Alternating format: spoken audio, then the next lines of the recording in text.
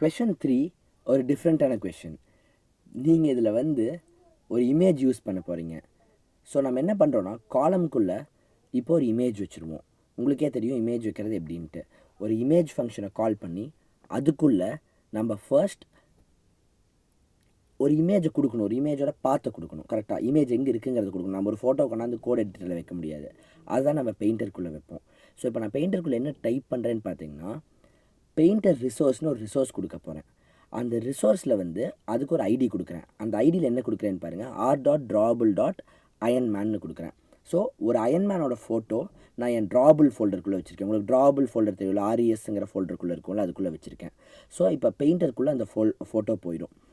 அந்த ஃபோட்டோ தான் இப்போ இந்த இமேஜில் வரும். இதுக்கு ஒரு டிஸ்கிரிப்ஷனும் இமேஜுன்னு கொடுத்துட்றோம். அதே மாதிரி ஒரு மாடிஃபையர் வந்து ஆட் பண்ணிக்கிறோம். உங்களுக்கு தெரியும்ல, யூஸ்வலாக நம்ம வந்து காலமுக்கு கூட ஒரு மாடிஃபையர் ஆட் பண்ணுறோம். ஸோ கொஞ்சம் ஸ்பேஸிங் வேணும், கொஞ்சம் லுக் வேணுங்கிறப்ப நம்ம மாடிஃபையர் ஆட் பண்ணுவோம். இந்த மாடிஃபையர் வந்து நம்ம எதுக்காக கொடுக்குறோன்னு பார்த்தீங்கன்னா, இது வந்து என்ன சைஸில் இருக்கணுங்கிறதுக்காக கொடுக்குறோம். ஸோ இந்த இமேஜுக்கு பேசிக்காக நம்ம ஒரு வித்து கொடுக்குறோம். அந்த வித்து வந்து ஃபுல் வித்து கொடுத்துட்றோம். அப்புறம் ஒரு ஹைட் கொடுக்குறோம். அந்த ஹைட் வந்து ஒரு ஃபிக்ஸ்டாக ஒரு ஹைட் கொடுத்துட்றோம். இதுக்கப்புறம் வந்து நம்ம ஒரு சின்ன ஸ்பேஸர் ஆட் பண்ணிக்கிறோம். இப்போ இமேஜுக்கு கீழே நம்ம ஒரு டெக்ஸ்ட் வைக்க போகிறோம். அப்போ ஒரு ஸ்பேஸர் கொடுத்துட்டு அந்த டெக்ஸ்ட் கொடுக்குறப்ப அது கொஞ்சம் பெட்டராக இருக்கும்.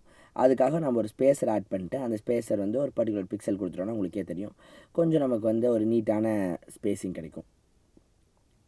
ஸோ அதுக்காக தான் ஸ்பேஸர் ஆட் பண்ணுறோம். இது வந்து இந்த இதில் கம்பல்சரியாக பண்ணலாம் இல்லை, பட் பார்க்க உங்களுக்கு கொஞ்சம் நீட்டாக இருக்கும். அதில் ஒரு 8 டிஸ்பிளே பிக்சல்ஸ் கொடுத்துட்டு இதுக்கு அடுத்தது வந்து நம்ம இதுக்கு கீழே ஒரு டெக்ஸ்ட்டை வச்சுருவோம். ஸோ அப்போ அந்த டெக்ஸ்ட்டில் நம்ம என்ன கொடுக்குறோமோ அது டிஸ்பிளே ஆகும். இப்போ நம்ம என்ன வேணாலும் நம்ம டெக்ஸ்ட்டில் வச்சுக்கலாம். ஸோ உங்களுக்கு பிடிச்ச மாதிரி நீங்கள் வைங்க, எனக்கு பிடிச்ச மாதிரி நான் வச்சுருக்கேன். Okay,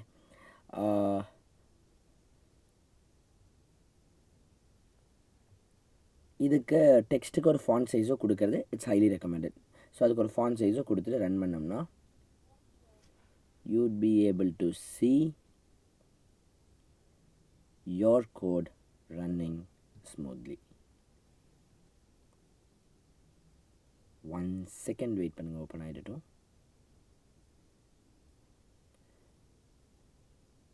and yeah, it's launching on the device.